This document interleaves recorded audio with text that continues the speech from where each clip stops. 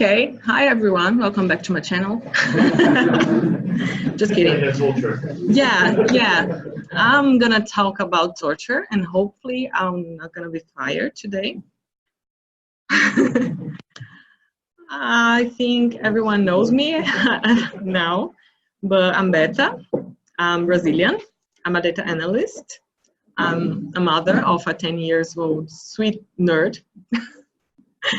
I'm a tutor of 3 dogs and 6 pets, and there's more coming, hopefully. I live in the middle of the jungle, yeah. And I'm trying to balance nature and technology in my daily life. I'm a proud resident of Chapada Diamantina National Park, which is a great place in Brazil. You should visit someday. I have about 10 years experience in digital marketing, so as well as SG, I've touched almost everything about digital market. As I start as a planner, PPC planner, and I start working with data and get passionate about it. I am an enthusiast of project management and process design, and that's it. Today we're gonna talk about torture, but I'm not gonna torture you. Well, I'm gonna start with a quote, of course. If you torture the data long enough, it will confess you anything. The first time I read something similar to this phrase was in a Data Science Institute website, and they were using it as their motto. It was like, we torture the data until it confesses.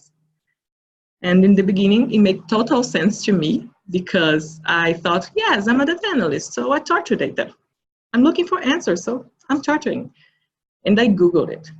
And I saw that the root of this phrase is in a book from 1954 called How to Lie with Statistics. When I discovered that, at the point, I was relieved that I didn't change my LinkedIn headline from data analyst to data torturer. And it became evident to me that data torturing is less about getting answers. It's less about answering questions and more about forcing confessions for whatever the torturer wants to prove. And yeah, like other forms of torture, if it's done skillfully, data torture won't leave incriminate evidence. So the unfortunate result of torturing data is getting anything but the truth. In a word, data torturing is ethically problematic because neither the reported data nor the explanation or hypothesis the data torturer offers are trustworthy.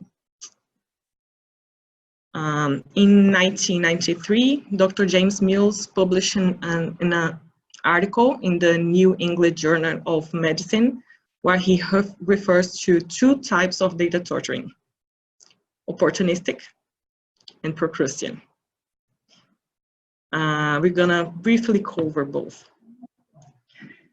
Opportunistic torture is performed by running many independent tests, which decreases the probability of the correct conclusion. So, for instance, the opportunistic pore over the data until its significant association is found, and then devises a plausible hypothesis to fit the association. So it makes it very hard for the readers to tell that the positive association didn't spring from a priori hypothesis. Opportunistic torture is performed by, for instance, if the CVR of a current ad and its creative variations differ by 5 or 10%, how would we know whether the difference was due to chance? For reasonably arbitrary reasons, a result is not due to chance if the probability value or p-value is less than 0.05, which means that there are 5% chance to conclude that the 2 ads differ when they actually don't, and 95% of probability that they will correctly infer that there's no difference between them. The problem is, when many independent tests are performed, the probability drops drastically, in a way that if we run 20 tests, we will get only 36% of probability of a correct conclusion. That's it. When many independent tests are performed, the probability of a correct conclusion drops drastically. And the preclusion, it is performed by deciding on the hypothesis to be proved and make the data fit the hypothesis. It may produce results that are seen as a definitive proof of the hypothesis. It's more difficult. It's more difficult to carry out than the opportunistic data torturing because it requires selective reporting, but its results are often more believable. Preclusion data torturing is about manipulating the data so that they prove the desired hypothesis. It's more difficult to carry out because, it requires selective reporting, and it's also more destructive because it may produce results that are seen as definitive proof of the hypothesis. It can take several forms. The exposure may be redefined in a way that proves the association.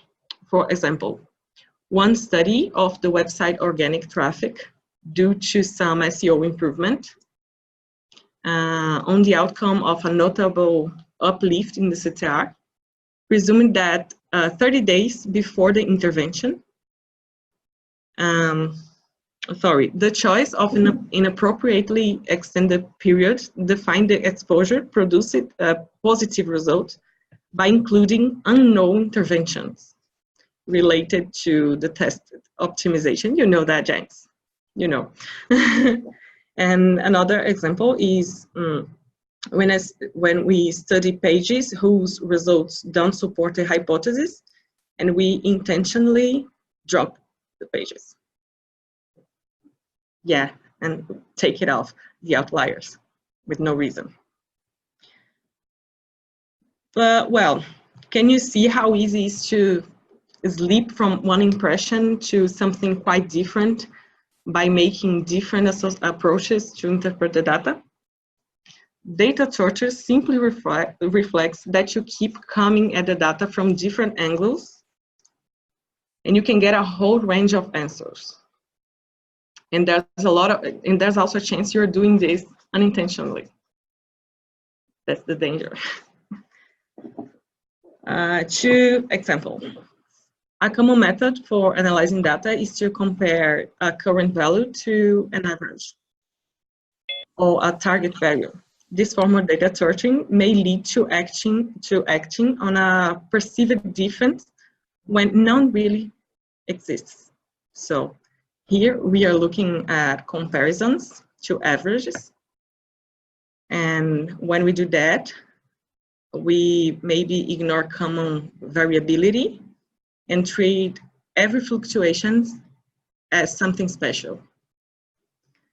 Another example, a practical one, is when the CTR results from a particular web page has been plotted over time, and the monthly percentage dropped twice the overall average, and we just put a red flag on it, ignoring the time progression, like that. Do you want me to repeat? No, it's the one. Yeah, so it was understandable. And another example is trend analysis. This is often misused to make decisions with either limited data points or inadequate knowledge about the process of creating the data. This practice may result in data torturing by wrongly identifying the type of trend or by leading one to conclude that a trend exists when in fact it doesn't. Yeah, I have two different graphs here, so you can see that the upward trends may be seen a little bit different depending on the time series. So consider the data points showing the figure 1. It's difficult, if not impossible, to formulate a meaningful interpretation, just to look into the first image, without a broader contextual basis. It's all too common that this data will be labeled as an upward trend. But in figure 2 and 3, we can see the same 3 data points, the same upward trend. And we can see that in the second chart, it's not really an upward trend. It seems to be like a normal fluctuation. In the second one, we can see the uplift, the huge uplift. So making decisions and taking actions on perceived trends from limited data points will almost surely result in data torturing by either underreaction or overreacting. So how can we know if we are torturing the data? Data torture can rarely be proven, but there are clues that should arouse the reader's suspicion. In conclusion, here's some examples, some recommendations from Mills for asserting statistically significant results. Some questions we need to ask ourselves is, did the reported findings result from testing a primary hypothesis or a posterior hypothesis? Does the hypothesis have good supporting data from previous studies? Have data been reported for all groups in the study, or were certain study groups excluded? Yeah. Was the effect of multiple comparisons discussed and statistically managed? How many significant results were reported related to the number of comparisons made? Was the research outcome defined before collecting the data or after? And these shortcomings make evident the importance of applying statistical thinking, even when using basic statistical tools. As repeatedly shown, failure to consider the process, variations, and data, the source of data, within the mindset of statistical thinking can result in faulty decisions and actions. In summary, because statistical thinking requires a focus on the process, the application of the associated concepts will increase the effectiveness of statistical tools and help to prevent data torture. So please don't torture the data. Ask nicely. Make the right questions. Let's understand the data sources before starting working with this. Don't ask me for the good results. Ask for the truth. And that's it.